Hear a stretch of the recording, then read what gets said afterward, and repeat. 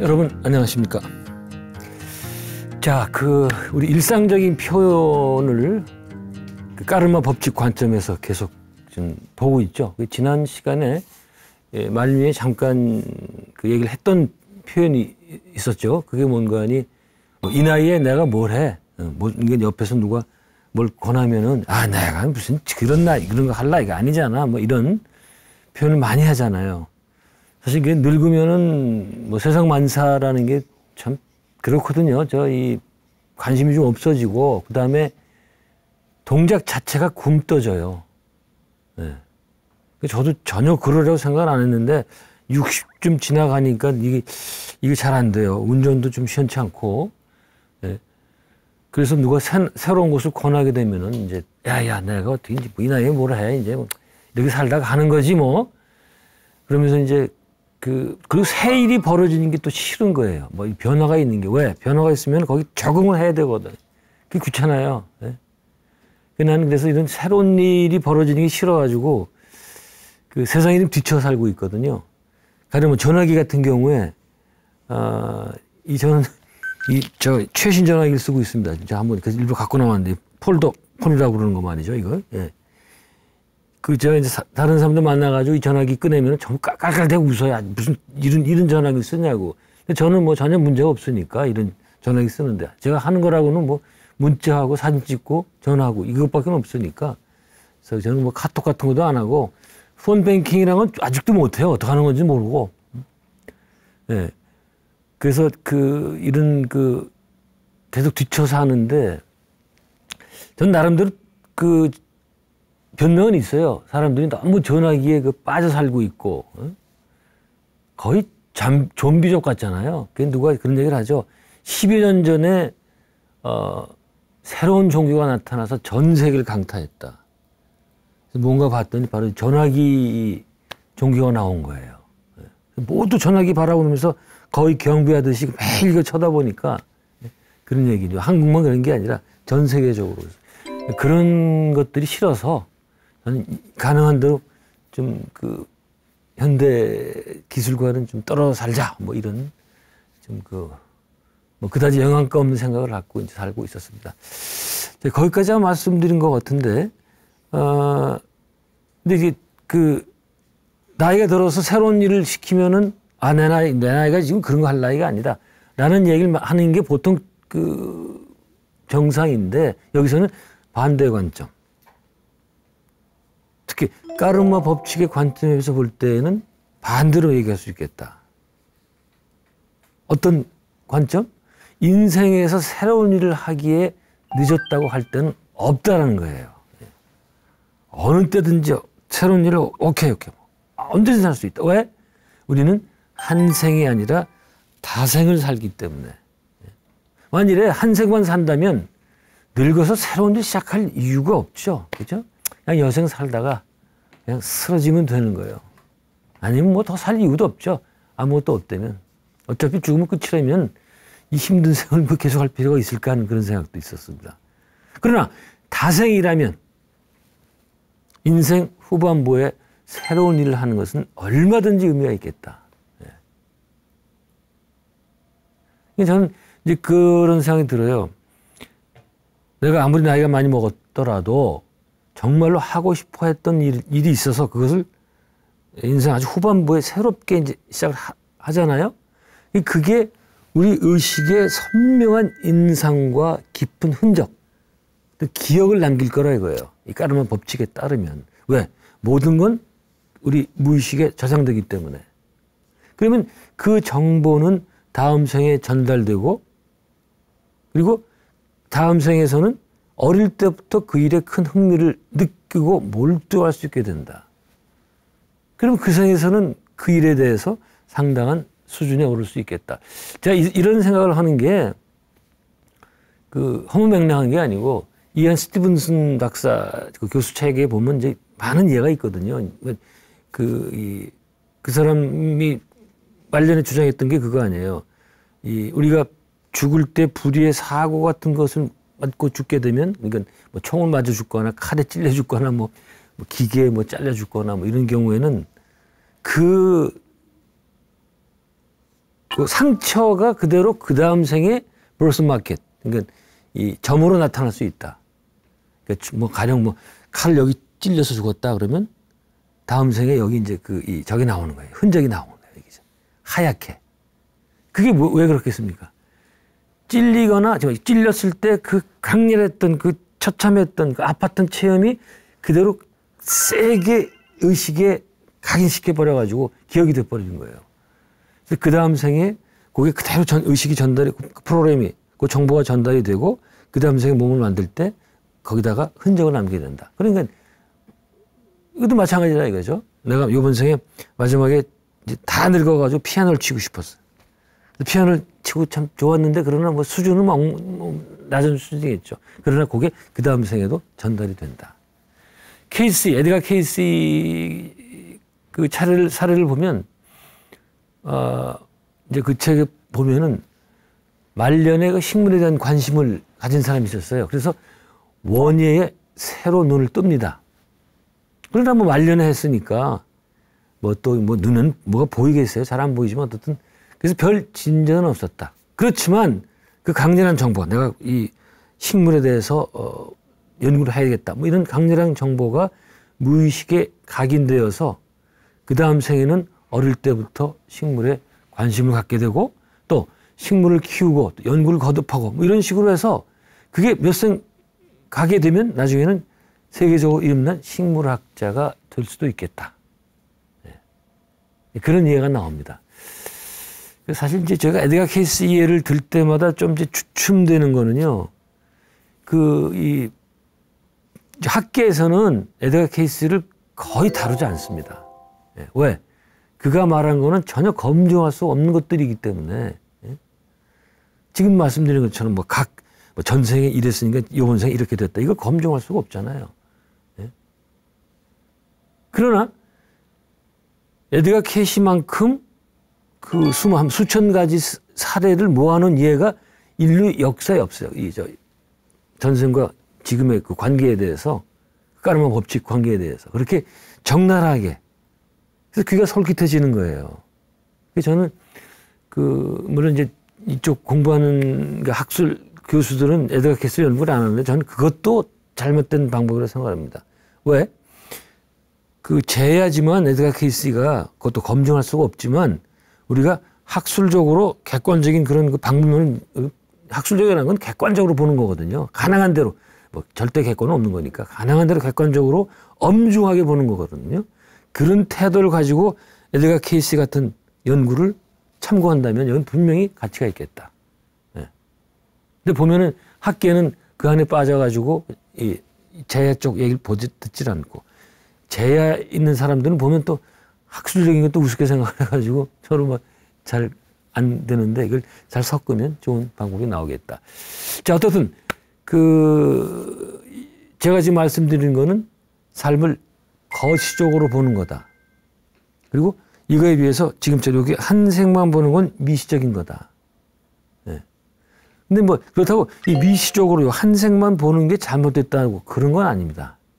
그렇지만 이 전생을 거시적으로 본다면 그게 더 바람직하지 않겠는가. 뭐 이런 얘기를 하면 이제 이런 반응이 있죠. 아니, 그건 뭐 이번 생 살기도 바쁜데 말이야. 언제 전생 생각하고 내 생을 생각해 하는 비난이 있을 수도 있습니다. 뭐 실제로 그런 비난을 많이 받았습니다.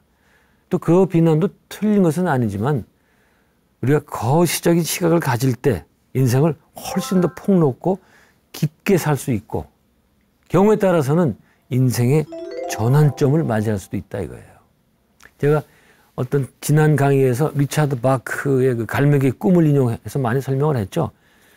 이번에는 이런 픽션이 아니라 소설이 아니라 제 실화로서 한번 이야기를 해보도록 하겠습니다. 우주로부터의 귀환이라는 책에서 제가 읽은 건, 이건 누구가 쓴 거 아니, 다치바나 다카시란 일본 저널리스트 기자예요. 이 사람이 일본의 아주 유명한 기자인데 아주 박학다식해서 많은 책들을 낸 그런 일본에서도 인정받았는데 몇 년 전에 이제 돌아가셨죠. 저도 이 사람 책 몇 권 봤는데 이 사람 책 중에 지금 말한 우주로부터 귀환뿐만이 아니고 제가 더 재밌게 읽었던 것은 임사체험이라는 책이 있었어요. 저는 근사체험이라고 그러죠. Near Death Experience. 이건 뭔가 하니 이 사람하고 일본 NHK 방송하고 서로 협정을 해서 근사체험을, 임사체험을 가지고 쫙 이 사람이 이제 기자 입장에서 풀어나간 거예요. 그래서 전 세계를 돌면서 이제 그 방면에 전문가들하고 다 이제 한 게 있더라고요. 인터뷰한 게 있더라고요. 그래서 그걸 1시간짜리 분량으로 이제 NHK에서 그 다큐를 만들어서 방영을 했습니다. 저는 그 테이프라는 게 저거예요. 비디오 테이프. 그때는 비디오 테이프밖에 없었는데 그걸 갖고 있습니다. 지금도. 그리고 근데 테이프에 안 들어가는 내용이 많거든요. 1시간 내에 어떻게 다 들어갑니까? 그거를 이제 책으로 푼 게 임사체험이라는 책인데 저는 그때 그걸 보면서 90년대 초에 그 방영이 됐거든요. NHK에서. 그때 제가 보면서 야, 한국에서는 언제 이런 게 나올까? 그래서 참 문제다 그랬는데 다행히도 우리나라 그 EBS 방송국에서 몇 년 전에 이 근사체험 가지고 이제 다큐 3편인가 2편을 만들어서 그때도 이제 쫙 전 세계를 돌면서 유명한 그 학자들을 만나서 인터뷰한 그게 있었습니다. 그런 사람이에요. 다치바나가. 그러니까 다치바나가 굉장히 그 아주 관심 분야가 다양한데 이 우주로부터의 귀환이라는 건 뭔가 하니 우주 비행사, 그러니까 주로 미국 사람이겠죠. 이제 중에 우주 비행사 중에 종교적인 신비 체험을 한 사람이 꽤 있어요. 그 사람들을 가지고 쓴 거예요. 이게 뭔가 하니 우리가 이제 지구를 바라볼 때 대기권에서 바라볼 수가 있겠죠. 그렇지만 이 우주 비행사라는 게 어떤 사람들이에요? 달에까지 갔다 온 사람들. 달에서 지구를 바라볼 수 있는 엄청난 특권을 가진 사람이죠. 그죠? 그게 몇 명이나 되겠어요? 네? 열댓 명? 얼마 안 되죠. 그게, 우리가 미국 사람들이 달에 갔다 온 게 벌써 몇십 년 지났죠. 네. 그 최근에 인도에서 그 달 착륙선을 성공시켰죠. 참 어려운 일인데, 네. 그 전에 일본 건가요? 그거는 실패로 돌아갔습니다. 착륙하다가 그냥 추락해가지고 안 되고, 그 다음에 인도께 이제 9월달, 23년 9월쯤인가 달 착륙에 성공을 했습니다. 한국도 뭐 2030년에 가겠다 그러는데 모르면 두고 봐야 되겠습니다. 자, 이렇게 인간이 달에 가기 힘든데, 그 갔던 몇 사람 극소수에 불과한 그 중에 이제 제가 말씀드린 사람이 나옵니다. 저는 이거를 그 제가 장자 설명도 했잖아. 장자의 그 1장에 나오는 소요의 편에 나오는 대붕을 한번 상기했으면 좋겠어요. 큰 새가 돼가지고 그 높은 데에서 쫙 쳐다보고 그러는 거, 네? 이런 거. 자, 이렇게 그 달에까지 갔다가 와서 온 그 우주 비행사 가운데서는 뭐 정치인이 된 사람도 있어요. 글렌이라는 사람, 상원년으로 오래 있었죠. 그다음에 어떤 사람은 백만장자가 되기도 했고, 어떤 사람은 정신 이상이 된 사람도 있어요. 너무나 엄청난 체험을 해서 그랬던 것 같아요. 또 어떤 사람은 환경운동가가 된 사람도 있고. 예.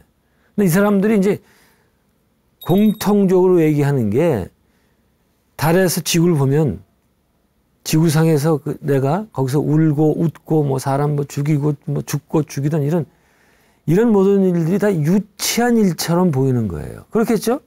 멀리서 그 지구 이거 조망만하게 보일 텐데 저기서 우리가 저렇게 울고 막 보채고 뭐 그 수많은 일을 하며 살았던 게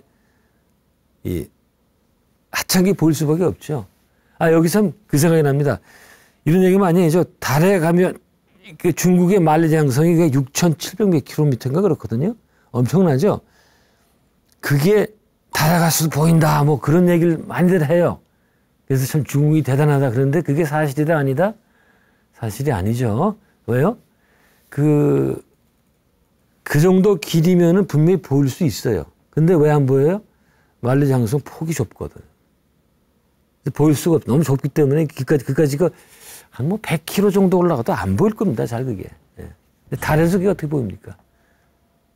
이게 이 지구에서 그 대단한 만리장성도 또 안 보이는 달에서 보니 그 지구에 살았던 삶들이 굉장히 하찮게 보일 수가 있어요. 그래서 우리는 내가 지금의 삶을 넘어서려면 자신이 속한 데에서 가능한 대로 멀리 떨어져서 객관적으로 보는 일이 필요하겠다. 왜? 그냥 우리가 그 안에 있으면은 아등바등 하느라고 벗어나기 힘들어요.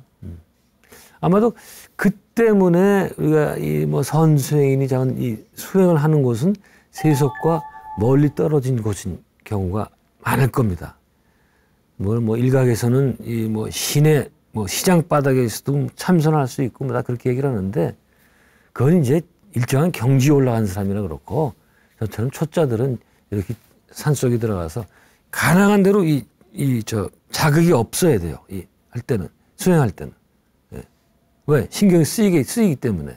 근데 그런 데 가서 그건 이제 캐톨릭에서는 피정이라고 그러죠. 예. 그렇긴 못하지만 세속적인 시도로서 여행을 떠날 수도 있어요.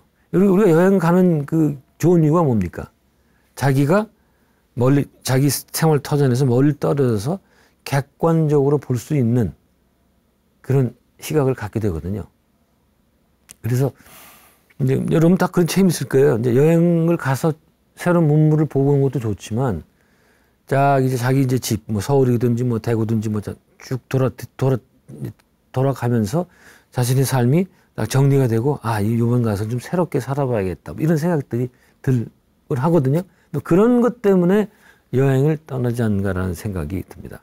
자, 어떻든 우리가 속한 지구에서 가장 멀리 떨어져서 보았던 사람들이 바로 이 우주비행사들인데, 이제 그런 사람들 말고도 저 비행기 조종사들, 우리도 비행기 타 마찬가지지만 특히 비행기 조종사들도 높은 하늘에 가서 이 지구를 봤겠죠. 근데 그래서 이제 별로 높지 않으니까 그 큰 체험을 못 할 것 같아요. 왜 그런 거 아니? 제가 과문한 탓이겠지만, 많이 듣지 못해서 그렇겠지만, 비행기 조종사 가운데서 종교 체험했다는 사람 이야기는 좀 아직 못 들었어요. 그런 사람이 있었으면은 책에도 뭐든 나왔을 텐데, 아직 못 들었습니다. 그게 아마 지면에서 별로 안 떨어져 있었으니까, 뭐 크게 무슨 뭐 조종하기도 바쁘고 그러니까 이제 다른 생각을 할 수가 없었겠죠. 자, 근데 이런 우주비행사들 가운데에서 평소에 이런 주제, 영성에 관심 있는 사람이 있다면 이런 사람들이 어떤 것을 느끼게 되는 거 아니에요? 이런 지구를 보면서. 응? 일종의 우주의식이 각성되는 걸 느끼게 되겠다. 그리고 우주에는 어떤 인텔리전스가 있는 것을 체험을 해요. 그러니까 어떤 의식, 지성, 우주가 그냥 죽어있는 이 무정물이 아니고 여기에 바로 우리의 마음, 의식이 있다는 거 체험하게 된다. 이게 일종의 종교 체험이거든요. 그리고 이 우주라는 장엄한 전체와 하나됨을 느끼고, 이게 지금 우주비행사 하던 얘기예요. 근데 바로 이게 전체와 하나됨을 느낀다는 게 모든 신비로운 이 종교 체험할 때 나오는 얘기거든요. 내가 전체와 하나 되는. 그래서 하나 된다는 건 뭐예요? 자기를 초월해가지고 자의식이 사라지는 거예요. 내가 더 이상 존재하지 않는 것. 이게 이제 그 깨달음 체험이거든요, 사실은. 제가 이런 체험을 했던 사람 가운데서 대표적인 사람이 에드가 미첼이라는 아폴로 우주인입니다. 그리고 이 사람이 재밌었던 게 달에 갔던 우주인 가운데서 최장거리 체류 33시간, 그러니까 뭐 하루 반 정도인가요? 뭐 이 정도를 이제 체류를 했죠. 그리고 가장 오랜 시간 동안 달 위를 걸었다는 거예요. 9시간 17분. 와, 그거 힘들 텐데. 그러나 달은 지구의 중력의 6분의 1밖에 안 되니까 뭐 통통, 보시면 알잖아요. 통통 튀는 거. 그 다음에 최장거리를 횡단을 했고, 그 다음에 최초로 칼라 동영상을 전송하고, 뭐 여러 가지 기록이 많은 분이에요.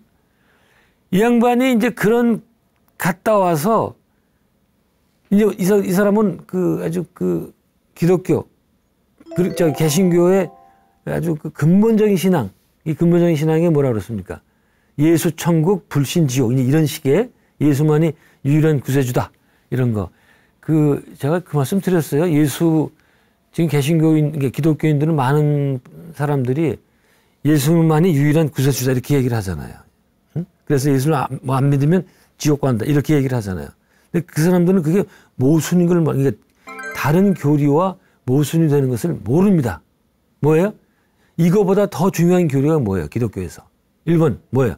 하나님은 사랑이시다죠. 그죠? God is love. 응? 맨날 얘기하는 게 그거거든요. 그 이제 그 보면 예수가 드는 비유에 보면은 뭐 포도원에서 일하는데 아침부터 일하는 사람도 뭐 5만 원 주고 저녁 때 와서 일하는 사람도 5만 원 주고 그러니까 뒤에 사람이 아니 난 먼저 사람 난 일 많이 했는데 뒤에 온 사람하고 돈을 똑같이 주냐 그랬더니 아니 하나님은 똑같이 자식들 사랑하시기 때문에 그렇게 하는 거다 뭐 이런 얘기가 나와요. 그러니까 하나님은 공평한 사랑이거든요. 근데 두 번째는 뭐예요? 예수는 유일한 구세주라고 그랬죠. 여기서 문제가 유일하네요. 왜? 이게 문제가 뭐예요? 자, 이건 신학적인 문제입니다. 그 신학하는 사람들 하던 얘기들이에요. 자, 예수가 유일한 구세주라면 예수 이전에 태어났던 사람도 어떡할 거냐 이거예요. 여기서 자기 잘못이 아닌데 예수를 만날 수 없었던 사람들. 첫 번째가 예수 이전에 태어났던 수많은 사람들. 네? 뭐 한국 조상들 많죠. 그 사람들은 자기 잘못이 아니잖아요. 예수를 알 수가 없잖아요. 믿고 싶어도. 그 다음에 두 번째, 예수 다음에 태어났지만 도저히 예수를 알 수 없었던 사람들. 대부분 모르죠. 어떻게. 한국 예를만 들어도 신라 시대 사람들이 예수 다음에 태어났지만 예수를 알 수 방법이 없잖아요. 저처럼 예수를 알지만 안 믿는 사람, 이 사람들은 지옥 가야 돼요. 저 같은 사람들은. 응? 그러니까 두 교리가 모순이 되잖아요. 하느님 사랑이시다. 보편적 사랑이시다와 예수만이 유일한 구세주다. 예? 그러니까 뭐가 잘못됐어요? 유일한이 잘못된 거예요. 유일한. 그걸 빼면 돼요. 그거를. 예. 근데 한국 그리스도교에서는 뭐 전혀 그럴 생각이 없죠. 근데 미국 기독교에서는 뺀 교단들이 많이 있어요. 예수는 하나의 뛰어난 종교갈 뿐이지 뭐 그게 유일한 뭐 구세주다 이런 얘기. 예. 여러분들 이런 얘기 어디서 못 들어오셨을 겁니다. 제가 언제가 이 얘기를 해야지 하다가 오늘 이제 좀 옆으로 세면서 한번 했는데, 이거 기독교인들한테 들이대면 답하는 기독교는 없어요. 예. 그렇습니다, 제가. 그렇다고 뭐 기독교가 뭐 이상하다 그건 아니고 기독교는 계속 발전하기 때문에. 자, 어쨌든 이 사람은 그 근본적 신앙의 침례교, 미국에서는 침례교, 베프티스트 처치가 제일 커요. 한국서는 장로교, 프레스바이테리안 처치가 제일 큰데 좀 이상하게 됐어요. 신자에서 완전히 벗어나요. 나는 더 이상 이제 그런 예수만이 구세주고 이런 거에서 벗어나고, 특히 제도권 종교는 참된 진리의 실제성에서 완전히 벗어나 있다고 호든 비판합니다. 이거는 근사체험한 사람도 그렇고, 제가 뭐 근사체험한 사람 예를 들었었죠. 목사 부인이 근사체험을 했어요. 체험을 하고서는 이제 일요일날, 그 다음 일요일날 남편이 목회하는데 가서 들어봤더니 전부 거짓말은 아니고 말도 안 되는 얘기 하더라 말이죠. 자기 체험에서 비춰볼 때 뭐 비슷한 얘기예요. 그 다음에 지구를 봤더니 지나치게 아름다운 반점. 칼 세이건은 뭐라고 그랬습니까? 푸른 이 점이라고 그랬죠. 그러면서 이제 의문을 갖는 거예요. 나는 왜 여기에 존재하고 있는가? 또 우주는 그냥 이런 물질의 집합에 불과한가? 우주나 인간은 창조됐나? 아니면 우연의 소산인가? 이게 뭐 기독교인이 능히 던질 만한 질문이죠.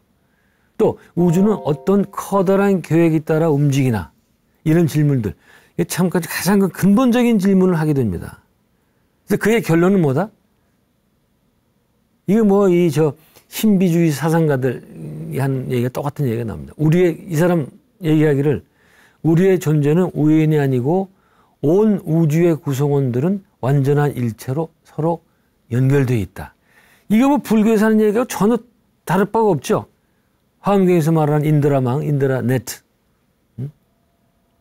그런 얘기고, 그 다음에 이 망이 있으니까 어떻게 돼요?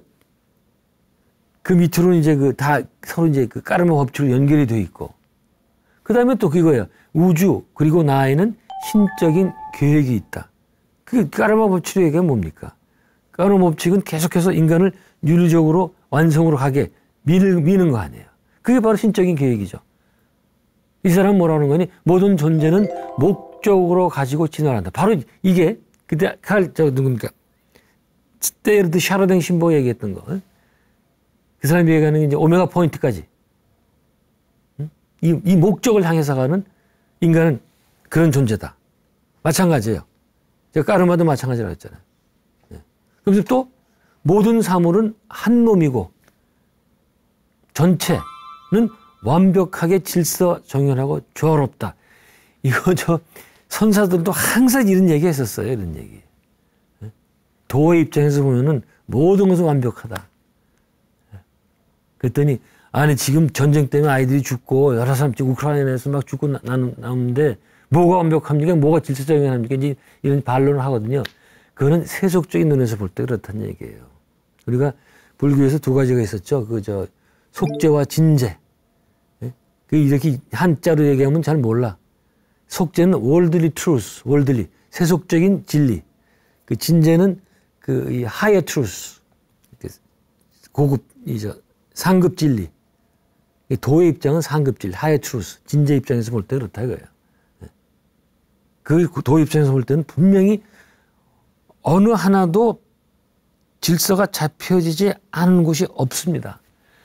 그러니까 자연이나 우주는 항상 그런 상태인데 우리가 그 무명, ignorance, 아비디아에 빠져있기 때문에 그걸 그렇게 보지 못하는 것 뿐이에요. 네. 어쨌든 이 전체 속에 나는 신과 한 몸이다. 이건 참, 이게 뭐 기독교, 불교, 이슬람이고 뭐 다 떠나서 이런 그 진실의 그 종교 체험한 사람들은 똑같아요, 말하는 게. 네? 똑같아요. 왜? 우리는 전체와 하나이고 개개의 사물들은 모두 다 서로 연결되어 있다. 그래서 연결되어 있으니까 하나다. 똑같아요, 이건. 어쨌든 자, 이 미첼은 73년에 해군을 은퇴하고 그 인간 의식을 연구하는 정신과학 연구소 Institute of Noetic Sciences를 만들고 의식을 비롯해서 초상현상, 파라노멀 피노미나라고 그러죠. 초상현상은 이 일반적인 그 상을 떠난 그 넘어서 그런 것들, 뭐 사후세계라든가 무의식 이런 것들, 그런 것들과 UFO 현상을 연구하는 그런 이제 연구소를 만들었습니다. 2010년에 돌아가셨는데, 근데 그 뒤에 이 연구소가 어떻게 된지 그건 모르겠어요, 저도. 참 재밌죠? 이게 여기에 관심 갖는 사람들은 다 비슷비슷해요. 이 파라노멀 하는 거. 이 일반적인 걸 넘어서. 이 파라노멀 사이언스 중에 그 미국에서 많이 하는 게 리모트 뷰잉이라는 게 있어요. 이게 원격 투시. 그건 뭔가 하니 여기에서 이제 가령 내가 서울에 있으면서 부산에 있는 부두를 그리는 거예요. 나의 그 의식을 그쪽에 투사해 보내가지고 거기서 보는 바를 그리는 거. 이게 리모트 뷰잉이라고 하거든요. 원격 투시. 이 미국에서는 이게 원격 투시 뭐 학회인지 협회 다 있고 그걸 발전시키는 프로그램을 가르치는 데도 있고 뭐 엄청나요. 여기 보니까. 근데 이게 또 소련에서 많이 굉장히 발전했었어요. 특히 소련에서 많이 미국보다 뭐 더 많이 발전했거든요. 근데 왜 그렇게 아세요? 왜? 아마 그때는 이 드론이라든가 이 비행기로 이제 그 밑에 사진 찍고 이러는 게 많이 발전이 못했었나 봐요. 그러니까 서로 이제 미국이나 소련이나 상대편 국가의 그 군 기지라든가 혹은 미사일 기지, 특히 원자탄 기지, 이게 굉장히 궁금하거든. 어디에 어떻게 생겼을까, 어디에 어떻게 있을까 말이야. 그래서 미국에서 샌프란시스코에 앉아가지고 원격 투시를 할 수 있는 초능력자가 자기가 막 집중해가지고 자기 의식을 소련 어디에 보내서 보는 바를 그려요. 그래서 이제 미국 이 군대 이렇게 제출하고 그랬다는데 나중에 맞춰보니까 얼추 비슷하더라고요. 저도 봤는데 얼추 비슷하더라고요. 뭐 잠깐 그런 것들이 제가 파라노멀 이 현상들인데 한국에는 뭐 아직 이런 연구소가 있다는 얘기를 들어보지 못했습니다. 저는 그것까지는 안 가더라도 이런 명상 이런 거 우주 비행사와 관계해서 우리가 이 비행선을 타고 갈 수가 없잖아요. 지금 뭐 이제 그 부자들이 몇억 원씩 내가지고 미국에서 이 비행선 타고서는 이 대기권까지 올라가는 그런 거 인제 나왔잖아요. 그게. 그것도 몇억 원 드니까 우리 뭐 언감생심이죠. 그러나 그렇게 안 해도 우리가 그런 체험을 할 수 있겠다. 뭔가 아니. 제가 지금 남산에 가면 어린이 회관이라고, 지금은 어린이 회관이 아니죠. 하얀 건물이 있어요. 그 유경수 여사가 만들어 줬던 건데, 거기 위에 보면 플라네테리움? 이름이 그것도 어려워가지고. 천체과학관이라는 게 있어요. 다 가보셨을 거예요. 이제 이렇게 동그랗게 생긴 건데, 거기 별들을 쫙 전시해 놓고, 계속 이제 이 별들이 막 쓰러지는. 제가 처음에 국민학교 때니까 뭐 60년대 가봤죠. 그럼 깜짝 놀라가지고, 야, 이렇게 멋있는 게 있구나 말이야. 그 다음에 어떻게 활용하는지 모르겠어요, 그게. 지금 다른 기관에 가 있는데, 그 건물이 있는데 어떻게 되는지 모르겠어요. 그것들을, 저는 수족관보다 이게 훨씬 더 멋있을 것 같은데, 예?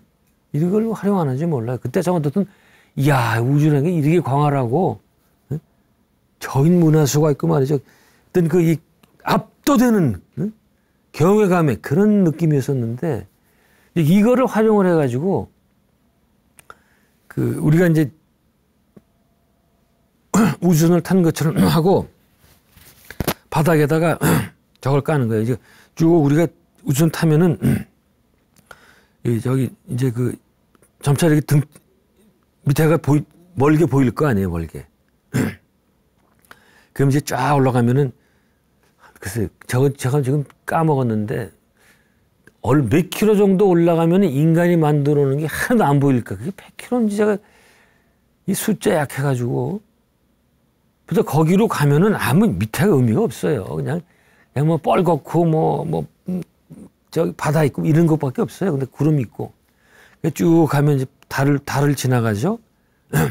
이게 밑에 영상이 바뀌는 거예요. 그래서 내가 지금 비행선을 타고 지금 쭉 우주로 가는 것처럼 조금 더 태양을 옆을 지나서 쭉 가다가 명왕성을 지나서 천왕성을 지나서 태양계를 벗어나고 제일 가까운 게 지금 별 이름은 모르겠는데 45광년인가 뭐 어떤 그런 별을 해서 천천히 가면서 은하계를 벗어나죠. 여러분들 그 우주가 얼마나 큰가 하니 자, 은하계가 지금 있잖아요. 우리가 태양계에 속한 은하계. 이게 지름이 10만 광년인가 그래요. 10만, 엄청난 거죠, 이것도. 근데 이 별로 큰 게 아니에요. 제일 가까운 게 이제 안드로메다 200만 광년 정도.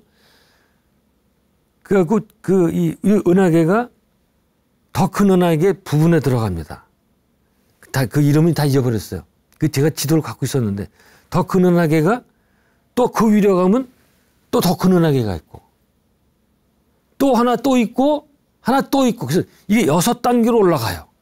마지막 6단계로 가면 거기서는 뭐 우리 속한 은하계라는 거는 먼지 그냥 먼지. 예? 거기까지 제 얘기는 그런 식으로 해서 영상으로 우리 비행 우주선은 도저히 갈 수가 없으니까 예? 지금 여러분들 인간이 쐈던 그 우주선 가운데 가장 멀리 있는 거 아시죠? 어디? 보이지. 1970년도에 미국에 쏴가지고 지금 태양계를 벗어나서 인터스텔라가 진입을 했죠. 성간 여행을 시작을 했거든요. 그 친구가 지구에 무전을 보내는 얼마 걸린 줄 아세요? 거기서 보는 이 전파가 지구에 도착하려면 15시간이 걸립니다. 그러니까 15시간 연애요. 이게 빛이 15시간 걸리는 그게 가장 멀리 간 거예요. 지금 인류가 만드는 거 가운데서. 그러니까 아무것도 안 해, 이 137억 년 이 우주 생각하면은. 어쨌든 근데 영상으로 만들어서 쫙 이제 우리 은하계를 떠나고 그다음에 제가 말하는 그 다음 등급의 은하계를 떠나고 이러면서 마지막까지 가서 예. 근데 이런 게 유튜브에 있습니다. 유튜브 영상 누가 또 만들어서 올려놓은 게 있어요. 예. 안 되면 그거라도 보는 거죠. 그런 쭉 가서 마지막 대우주 137억 년 우주에 홀로 있음, 우주 가운데 홀로 떠 있게 해서 완전히 홀로 있는 거예요. 그런 것들을 한번 느낄 수 있는 프로그램을 만들면 좋겠다. 이 생각은 이전부터 한 건데 뭐 제가 그거 뭐 어떻게 만들 수 있는 재간이 없죠. 예. 그러면서 거기에서 그 경외감을 느끼면서 동시에 성스러움을 느낀다. 이 종교 체험 가운데에서 굉장히 그 대표적인 게 성스러움 느끼는 게 있어요. 성스러움. 동시에 나는 이 전체에서 아무것도 아닌 존재다. 그냥 먼지 티끌도 못한 존재다. 그걸 느끼게 됩니다. 완전히 하심 그냥. 그 불가에서 그렇게 가르치는, 불가에서 그러잖아요. 하심. 그러니까 자꾸 하심하라고 절하라 그러잖아요. 법당에서 절하는 이유가 무슨 거기 불상에 숭배하는 겁니까? 그것도 있겠지만 하심. 낮추고. 근데 만약 이런 종교 체험을 크게 한다면 바로 여기 우리는 바로 그걸 느낄 수가 있어요. 전체에서 아무것도 아니다. 그러나 여기서 끝나지 않고 아무것도 아니지만 나는 세상에 가장 중요한 존재다. 이걸 알게 돼. 예? 동시에 말이죠. 아무것도 아니면서 가장 중요한 존재, 귀중한 존재. 이게 서로 그 반대되는 그 개념 같지만 사실은 하나가 될 수 있겠다. 그러면서 이 전체를 주관하는 어떤 힘, 에너지라고 그럴까요? 의식, 마음 느끼게 된다. 거기에서 이런 그 큰 마음, 그걸 뭐 대승 기준론에서 뭐 일심이라고 뭐 한다. 이제 one mind, 그 one mind가 대승 기준론에서 나온 거 아니에요? 그게 지금 미국 사람 책이 레리 도시라는 사람 책인데 그 사람 책이 한 제목 자체가 one mind예요. 네? 이 사람들 불교 다 공부해가지고 책까지 그렇게 쓴단 말이에요, 거기서는. 아니면 우주의식도 좋고, 수프림 인텔리전스 다 좋습니다. 여기서 우리는 자신이 완전히 압도되는 느낌을 받으면서 이제 그 조금 기독교식, 이로 얘기한다면 일종의 피조물 의식을 느끼게 된다. 피조물 의식. 그러니까 나를 만든, 이게 이제 뭐 신이 될 수도 있고, 우주의식이라 할 수도 있고, The ultimate force. 예. 그런 느낌을 느끼게 되는데, 이게 이런 얘기를 할 때 그 가장 많이 그 인용되는 사람이 그 기독교의, 유대교의 이 초기에 나온 모세라는 사람, 모세. 우리는 이제 그쪽 백인들 문화권이 아니기 때문에 모세라는 사람의 그 중요성을 잘 모르는데, 모세는요, 기독교뿐만이 아니고, 유대교, 기독교, 이슬람교, 여기에서 가장 중요한 사람이에요. 가장 강력한 사람이고. 근데 그 전에 더 강력한 사람, 가장은 아니겠죠. 예수가 예수 다음으로. 이제 제가 실수했습니다. 모세 이전에 아브라함이라는 사람이 있었죠. 아브라함. 이 사람은 이 시조가 되거든요. 유대인들의 시조. 그리고 유대교와 기독교, 이슬람의 공통 시조가 아브라함이에요. 그래서 우리가 이 세 종교, 이게 참 종교교육을 좀 받아야 되는데, 어디서 받지? 이거 기독교 교회가 봐야 이런 얘기도 안 해줘요. 몰라, 목사들도 몰라, 이거. 신학 공부만 해가지고. 불교는 아예 모르고, 아예.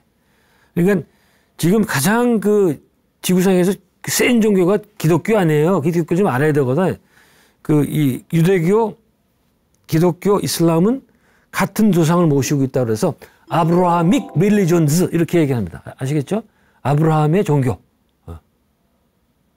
혹은 세마이틱 종교라고도 해요.